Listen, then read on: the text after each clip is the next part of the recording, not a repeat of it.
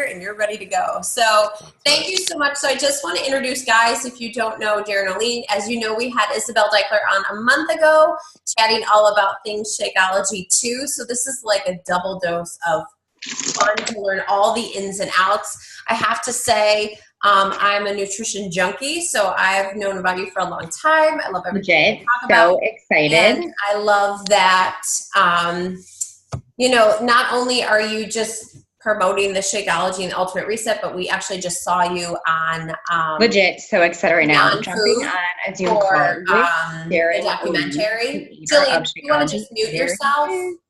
How awesome is that he actually takes the time to jump on one of our calls? She's still chatting. Jill, if you could just mute yourself, that'd be great. Thanks. So I sent a couple questions over. I don't know if you have them, Darin, or I just got them. Yep. You have them. Okay, cool. Yep. So if you guys don't know, and if you don't have this book, The Super Life, The 5 Forces That Will Help You, Darin actually wrote this book. It's incredible, and it just talks about everything nutrition, but more so about, for me, healing on the inside out, all about nutrition. So I want to give you the floor. I don't want to take up too much of your time.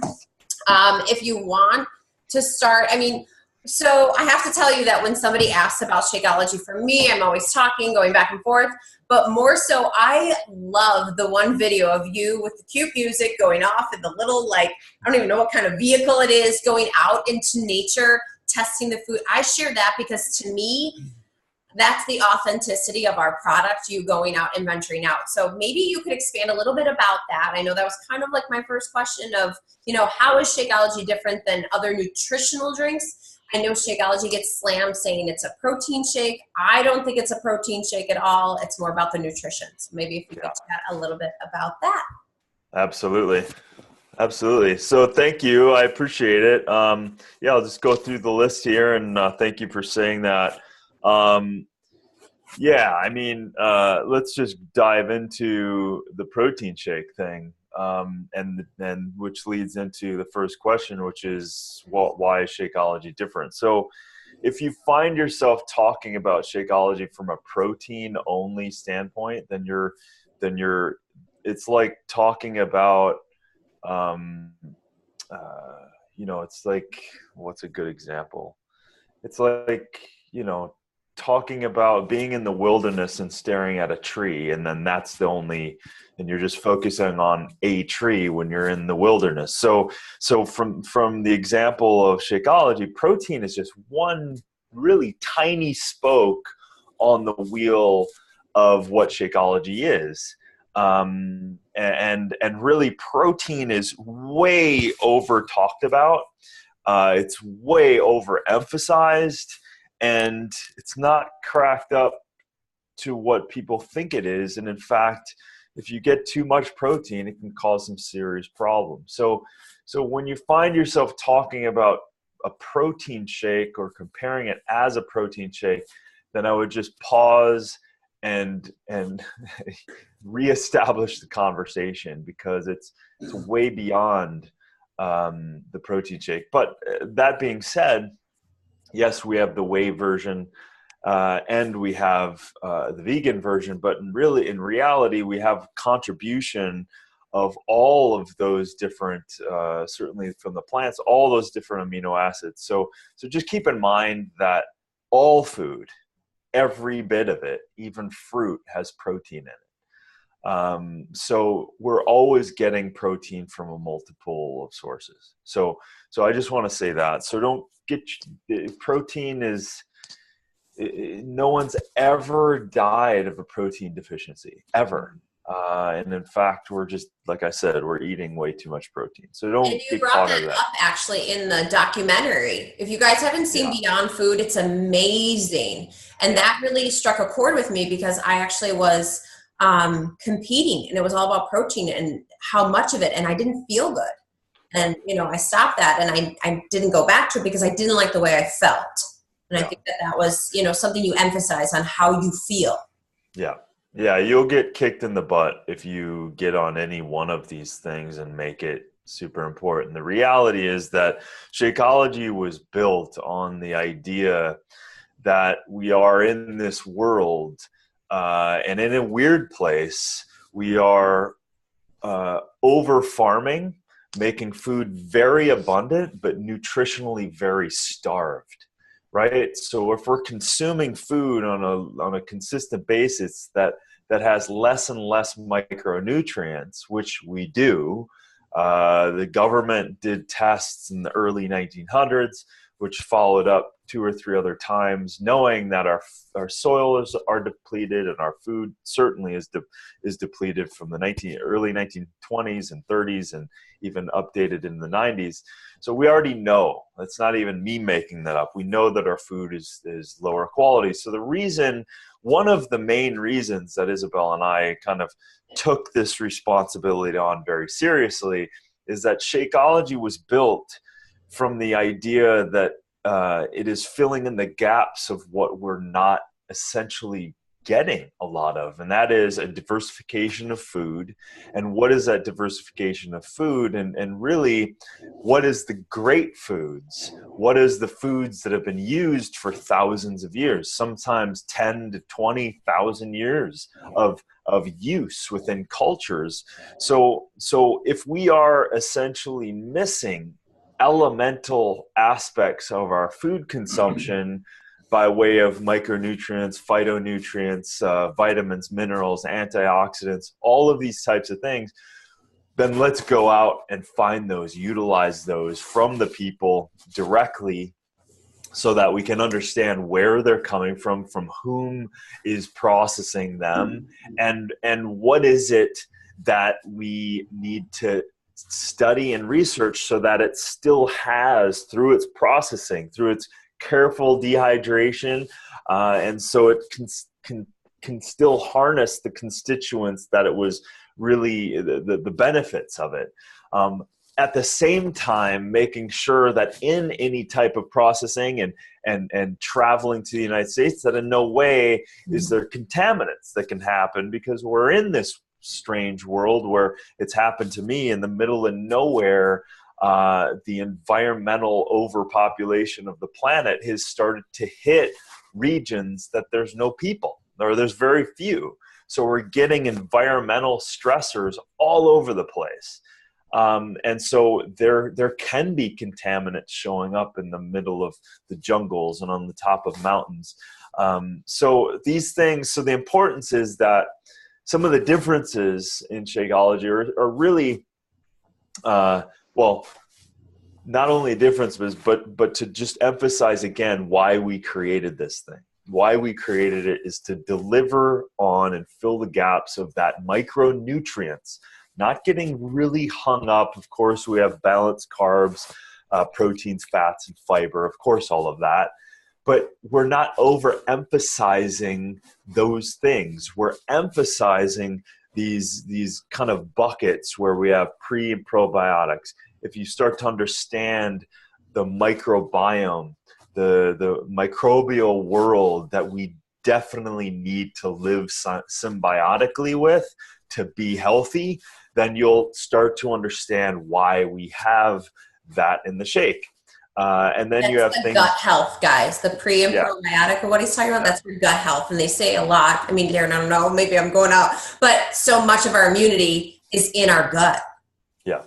And with those microbes, you have to have a healthy balance of the good and the bad bacteria in order for the assimilation of creating micronutrients that happen within good digestive flora, and also the assimilation of the foods that you're actually ingesting. So, you know, they always say you are what you eat. You are what you absorb or have the ability to absorb.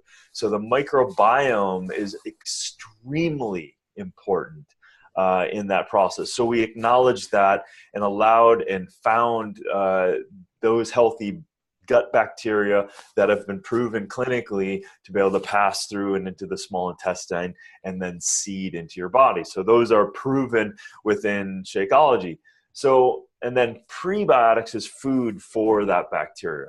So you have that bucket. We have the bucket of enzymes. So enzymes, systemic enzymes, digestive enzymes, All of these things are the working force of the body. Nothing happens. It's like, think of enzymes as the road constructors. You can show up with all the materials and everything else on a construction site, but if you don't have the facilitators, the labor force, then you won't allow for the natural health to happen. So enzymes are a very important aspect of that. Then you have things extremely important in the food, in the herbal world, and that is the adaptogens. And that was a really big bucket for us, which is why we have some of the greatest in the world. We have chaga mushroom now.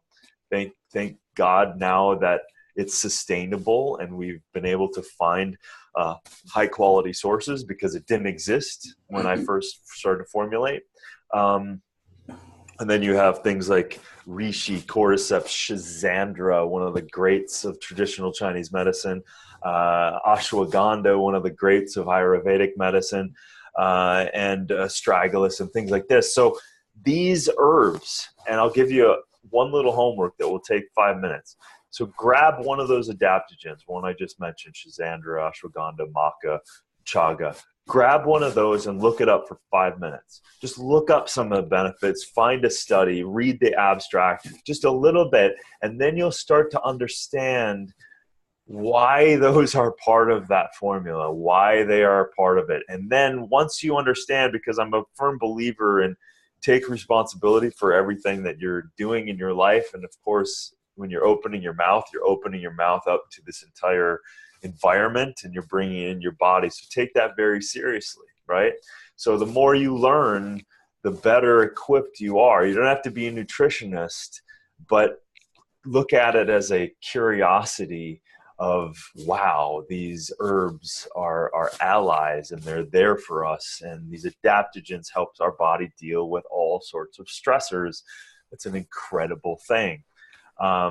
So those are some of the differences of what we have in the formula. And of course, goes without saying, or goes with saying, that one of the major non-sexy things that is important for you guys to know about the difference between us as Beachbody and, say, another company, because it's easy for a company to just copy us. Mm-hmm. There's brokers that they can grab these, same ingredients. But what we do, because I've been behind the scenes for so long in the industry, I know, have a good idea of who's doing what and who's not doing what. And we put our money where our mouth is. So we send hordes and teams of people in all countries of origin and the corners of the globe that have to process these correctly for us. And we audit those facilities. We show up with our people, with our eyes, with our researchers, with our quality assurance standards. And these people have to pass those.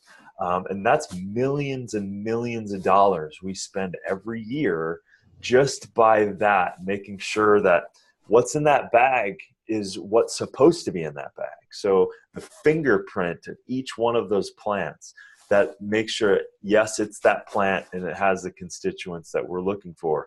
Also, we're also testing for the things that we do not want in that. Of course, microbiological, the bad stuff, salmonella, E. coli, all of those things. And then you have heavy metals. Like I said, there's been a few herbs that on mountaintops in the middle of nowhere, we're having heavy metal contamination. You're like, what is happening? And that's when you really start to see the collapse of the global overpopulation affecting, almost every corner of the planet. That's a very real thing. So we have to do a lot of work around those things. So you're getting the assurance that Beachbody backs up what it is that I might be chirping, that I've dedicated my life to. Thank God now we have, badasses in the heads and the workers within research and development, within quality assurance, and then within our operations. It's a big deal to manage all of these botanicals everywhere else. So those are some of the differences. That's really cool that we can stand behind and say that. That I love. That's the one thing that I think the integrity of Beachbody, and I know people push out different flavors, and when the vanilla finally came out, the vegan vanilla, they're like, what took so long? I'm like, it took so long because they have such high standards. They could have just pushed something out, but they chose not to. That the vanilla was it's a very tricky flavor when you're trying to do it naturally, because vanilla on its own is actually not a very strong flavor. So it's very easy to allow synthetic flavoring systems to overpower all of the botanicals and the astringent tannins and everything that's naturally within the flavor in the formula. And we had to pull it back, because every time we would test even natural flavors, it would flag our standards. So we had to reset the standards, even what the FDA would allow for natural standard or natural flavors. We had to set our own standards, and then the flavor companies had to abide by that. So those are some of the things that, a lot of things go behind the scenes that people don't even see. And there's a ton of work that we can't even talk about, that I hope that we continue to talk more about. So we're making a big push this year to publicly talk about a bunch of things, and a lot of these things that I'm starting to hint at. And that really sets the standard, because it really sets, if you're a company who's not willing to shave off profits and put that into the betterment and the quality and the safety of your formula, then you will eventually lose. And that's really, so I don't, for me, when I see people copying us, I just don't, it doesn't matter. It only matters to the point that giving you guys the kind of information that will help you, because it doesn't matter in terms of people really understanding where this stuff is from. Superfood hunting didn't come by way of me trying to have a great career and be on a magazine and being called superfood hunter. That was never the it's goal. Not a bad the name goal to have. was it's pretty good awesome. To put on your resume. It's awesome.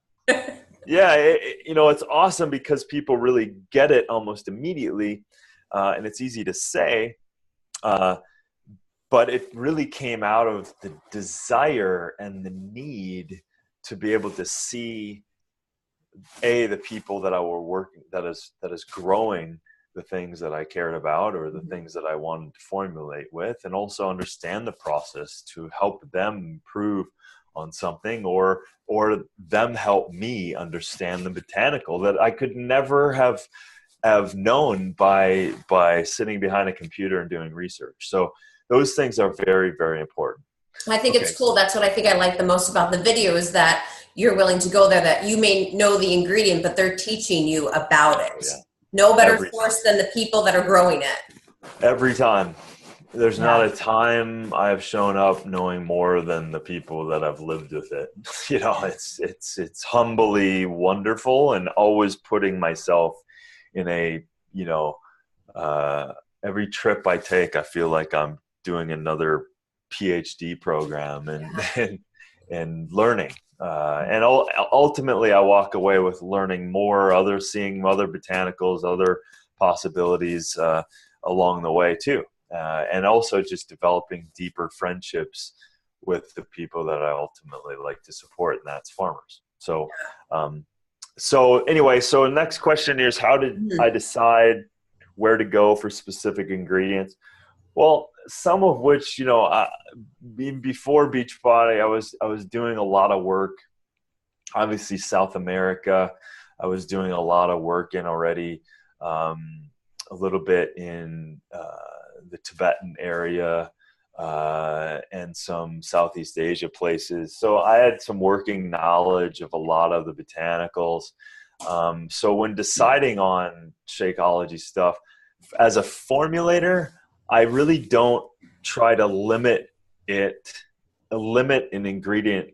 I kind of start from the place of, don't look at it as, is it available? can we get it?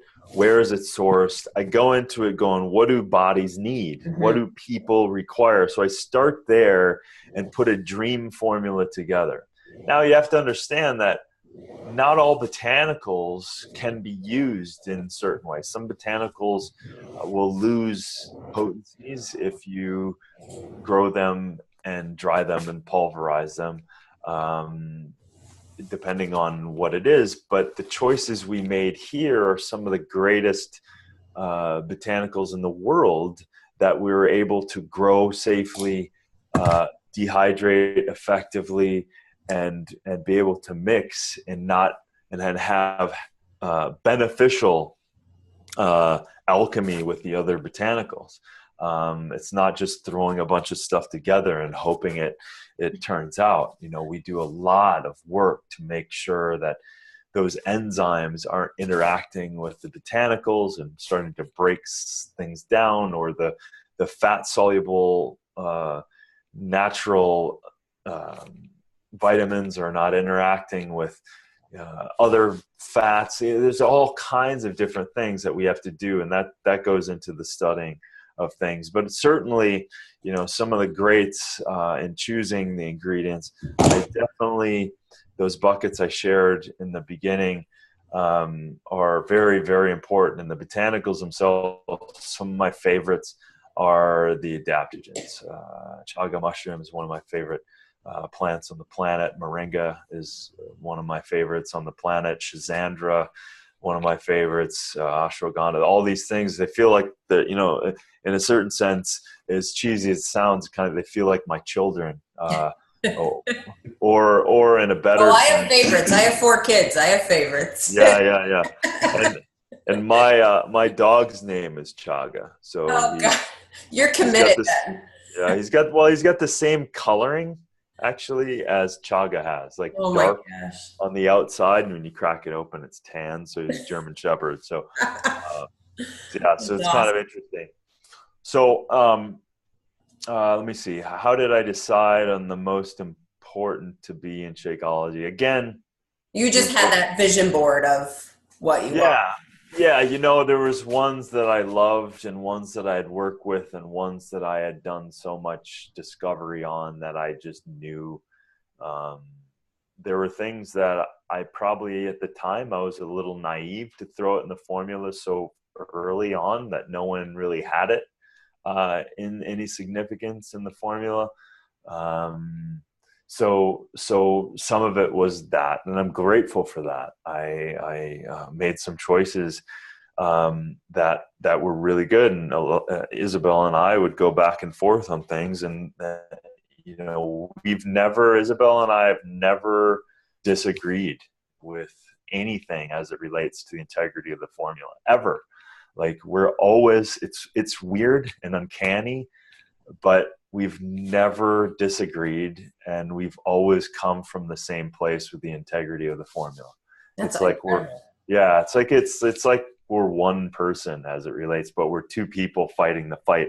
And believe me, early on in Beachbody, no one really believed that this formula would go, because it was such a expensive formula to put together. And little did we all know that it would be as powerful as it is. And that just speaks to we were formulating it not for us. We were formulating it for the need that we saw, and the need responded. So it's very, very cool. And I think we're still very early, and we're by the way, we're still optimizing. We're still going in to tweak and pursue better and better aspects of the formulation. So that's something that is always exciting. It takes a long time because the formula is so it's consumed so much, so supply is so big that it takes a lot of consideration when we're moving the formula around. So when you first had this idea to when it hit the shelf, how long was that? I was first contracted in 2006, and it launched in 2008.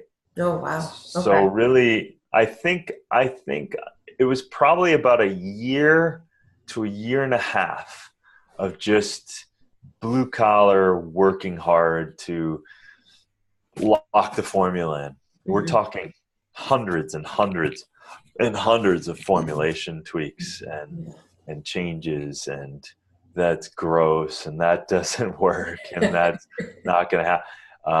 And then, I did have to secure, ingredients the best of, my and our ability in the early time, just to, like, if there wasn't any more than a few kilograms, then I couldn't put it in the formula. So, right.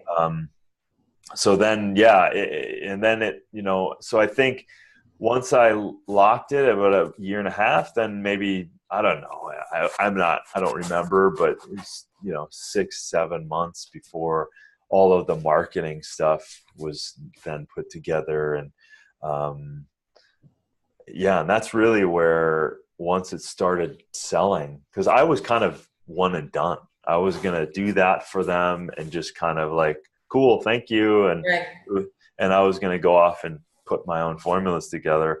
And then they kind of came back at me and said, oh shit, we need somebody to talk about it. and we didn't know where Isabel was at the time, in the sense that she was, getting ready to have a baby. And right. So she was, and her and Carl just had gotten married. And so there was a lot going on for her, and she still was doing some other things.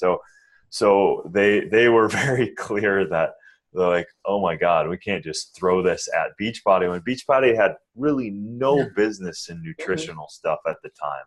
There's really not a lot going on, and the nutrition stuff that they had was just horrible. And I told Carl that, and he goes, well, that's why you're here, so don't worry about it. So, well, thanks for getting rid of the horrible stuff. Thank God. Yeah, exactly. All right. So my last question. I think that a lot of people don't understand the ultimate reset, and they just see it as another detox. And I did it, and I had to I remember Isabel saying, honor the program, all that stuff. And I did. And I just think it's very underutilized, especially in the Beachbody. I think every coach should do it. It's just, so I just want you, I know I heard you speak at Summit about it, and I was like, okay, I want to try this, because, you hear these products. I have new coaches on here, coaches that are like, oh my gosh, it's so expensive, I don't want to take pills and eat vegetables. They don't understand it. So I would love for you to talk about the Ultimate Reset, how it came about, and everything. Yeah. Well, if you've read my book, you will know that the principles of the Ultimate Reset are largely from that book, right? Yeah. So those principles essentially, I can't even take credit for. Those were given to me by doctors and researchers and people a lot smarter than me over the course of the last 20 years. And once you start applying those things, then you start to realize, oh, there is no magic anything.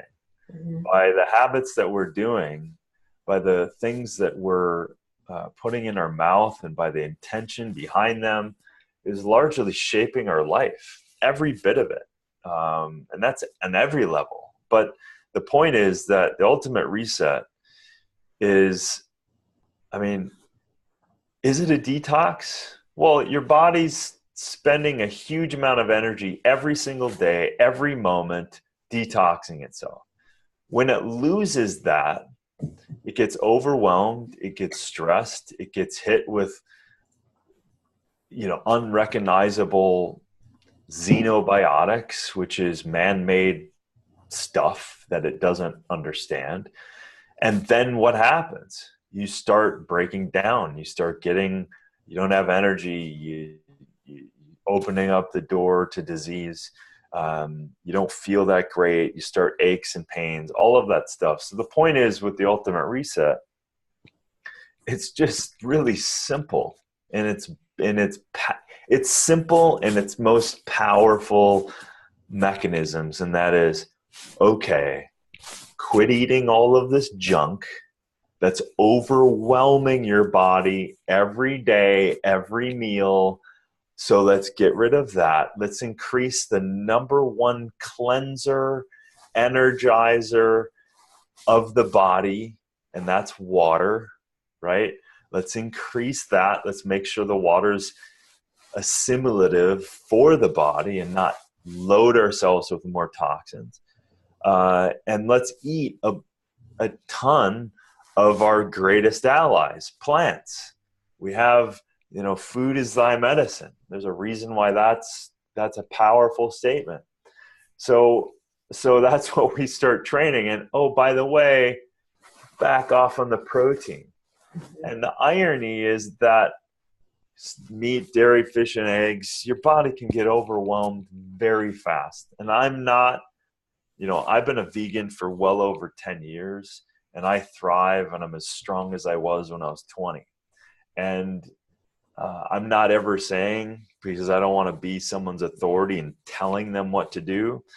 I have just taken my career and challenged those systems in the sense that, okay, why would I go to a source of meat, dairy, fish, and eggs, not even getting into the killing aspect? Well, why would I go to a source that was eating plants that had to create its body in flesh, but I have to break that down anyway to use any of it? So I have to break it down into its smallest parts, amino acids. Well, that being had to get it from plants anyway. So if I eat a bunch of variety of plants, I'm going to get all the protein, all the amino acids anyway, and I'm going to get all these other benefits. I'm going to get micronutrients, antioxidants, it's like cutting out the middleman.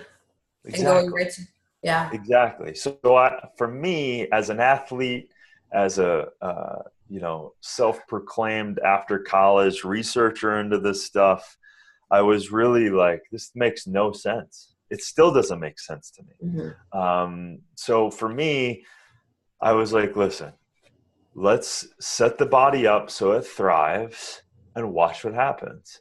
And those are the pillars to which the Ultimate Reset was based in.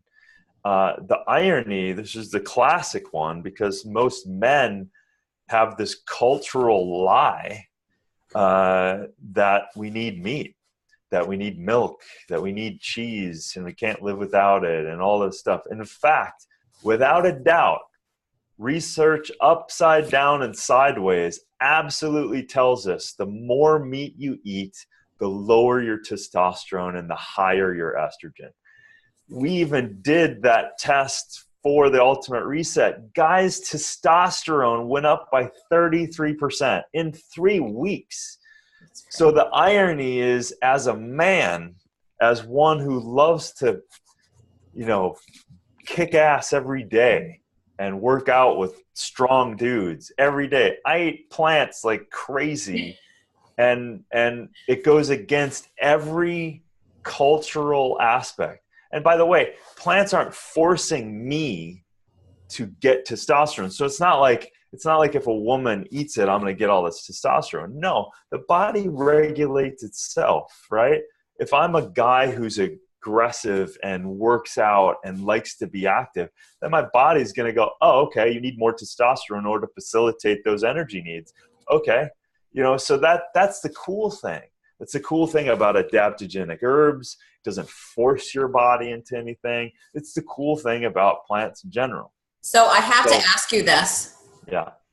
Because my husband's right here. He loves his burgers. And I'm not, I'm not vegan. I did vegetarian. Yeah. I love it. I'm a Mediterranean diet kind of girl. It's just how I like it.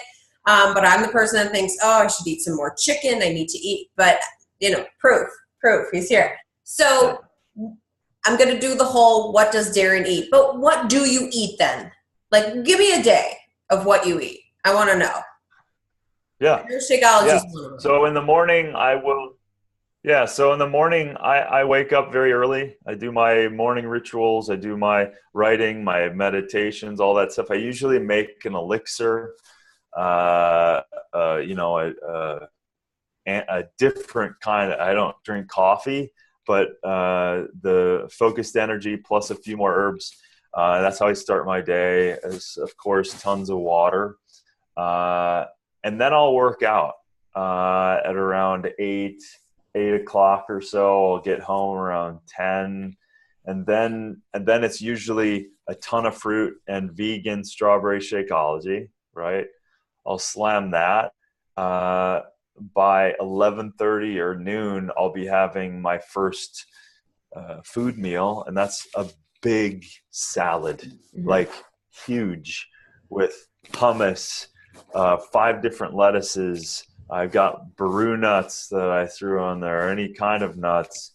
It's huge. I'll have rice cakes, avocado, that kind of thing. And really, that's my lunch. And then my dinner, what did I have tonight? I had actually rice and beans and spinach all in this huge bowl. And it was delicious, like incredible. And that was it. That's basically what I eat. I eat kind of 2 meals a day. I get long kind of fasting periods. And then, 10 o'clock, I'll have my Shakeology, and that's it. That's awesome. I don't worry about carbs. I eat carbs like crazy. I just started studying this real paleontologist who studies this stuff, and he was like, he has no agenda, and he was basically like, the idea that we evolved from eating meat is absurd. Was it a part of our evolution? 100%. But our grazing as people increased through the grazing of moving throughout large landmass, increased our foraging. So we're largely fruit and carbohydrate consumers. That is what the brain likes more than anything else, glucose. So this, this is all fun. But the reason why I set up, and Isabel and I set up the Ultimate Reset, is because there is no magic bullet. We're just setting it up so that your body thrives and we get out of the way. And that's really, I like the simplicity of going back to what makes sense. I don't think anyone can argue. Again, if people want to eat meat, fish, dairy, eggs, it's not my point of view to tell them, but this is what I say. I say, eat more bloody plants. Regardless of what else you're doing, eat more plants and make that most of what you're eating, and slowly just back off on that other stuff. And if you want to go the rest of your life and eat all that shit, that's fine. But just eat more plants and make it fun. Because listen, I had this attorney, I was in this meeting, and this attorney said to me, because he found out what I did and it was all that stuff, and he says, you know what? I just want to live, so I want to eat whatever I want. And I turned to him and I said, you and I are saying exactly the same thing. Because for me, I am in alignment with my body and my being, and I'm also celebrating some of the greatest food in the world. When I sit down, the other day actually, my lunch was a bowl of fruit that was this big. I had dates and blueberries and mangoes and bananas, and it took me probably 30 minutes to eat. And when I eat fruit like that and just life-giving food, it just blows me away that people can say that that's not living and that's not the greatest food in the world. So I too say exactly what people say, but they use it as an excuse to eat like shit. I use an excuse because I am eating literally the greatest food in the world. So that's what I like to celebrate. And anyway, but that's it. That's awesome. I thank you. I wanted to know that because I think that's such a big misconception. I think everybody on this call is now going to want to get the Ultimate Reset if they didn't already, because you just had such a life about your passion just shows. And I mean, people that know me know I could be on this call for 4 hours and go back and forth with you about so much stuff. But I sound like a Today Show host, but I do want to promote his book, Super Life, because it is amazing. It helped me teach him, but sometimes, how people don't listen. So I'm like right from the horse's mouth to my husband. I'm still a work in progress. So. Hey, we all are, man. We all are. Taking one thing Yeah, you're welcome. And it's my pleasure. I love this stuff. And my ultimate goal is for people to just live healthy, and not that you need to focus on it, but in order to create habits, you need to disrupt your life. And in a very short amount of time, you'll be in a habit, and then you won't be thinking about it. Because the thing is, people may look at my life and think, oh my God, you're so obsessed with food and exercise. And in fact, I'm not. I pay very little attention because I have it all ingrained. It all takes care of itself. I don't eat that. I don't eat that. I eat this and this, and it's automated. So it takes no more energy. I bet you it takes less energy for me than someone who's struggling every year with their eating plans. Actually, in fact, I know it because I'm not struggling with it. I'm in that habit. And that habit, like you just said, you're a work in progress.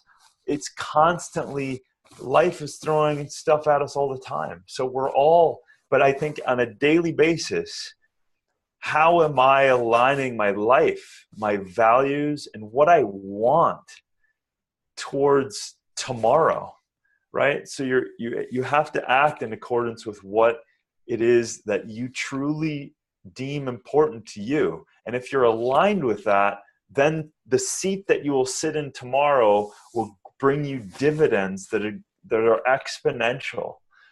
The problem is when people are off on those intentions and they go, I just want to eat, and I want to eat whatever I want. The problem is that come a year, 2 years, 3 years, 5 years, you'll be building up a case that will dim your light and limit your life, and because your body will be so damn tired and sick that you won't be able to live your super life. You won't be able to live that place, and you'll have to find a way to bring that light out again. And that's ultimately what I want for people. I want to give these botanicals to them so that it lights up their body so that you can go live the kind of life that you want. I don't want to be obsessed about this shit. I just want to do it well so that I can kick some ass. I don't want an age. You said that in that Beyond Food, that you said you just want to take what you know and give it to people, because Darin, there's 450 different ways to eat. You eat this and eat this before and eat this after. And it's like people become so obsessed with it that eating and working out is such a small part of who we are. Like, there's so much other stuff to do, but we can't do that stuff if we're not fueled properly. And I think that that's what the Ultimate Reset taught me too. Like, you don't know how good you can feel. And people just have to go through that because they think where they are is how they feel. And there's nothing better. And when you experience that better, you're like, oh my God, I want to tell everybody how good it feels. So, I think one of the greatest things we can always ask ourselves is what else is possible for ourselves in our lives. And if you stop asking that question, your life stops. So ultimately, like, what else can I do? What else can I be? Not out of lack, but out of possibility, out of curiosity, out of, the kind of life that I want. Oh, cool. How else could I have fun in my life? How else could I create habits that can give me the kind of joy and energy that I can, run up a mountaintop and, do whatever. So it is important. And so when's your next book? Oh shit! I don't know. I've got some very, very cool things happening in the next. Well, I'm excited to see it. If you guys get Super Life, go watch Beyond Food. There's other people in it that it's just an amazing. I didn't even know you were in it, Darin, until all of a sudden my son, who's 13, was watching it. I go, wait a minute, that's Darin. He goes, no, it's not. I go, yes, it is. And I was rewinding it, and you were like this in the first shot. I'm like, I know that's him. And then you were introduced and I was like, see, I told you. So very cool documentary. Thank you so much again for being on. Have a great night. I can't wait for what's to come. Thank you. Thanks Darin. Everyone. All right. Cheers. Bye.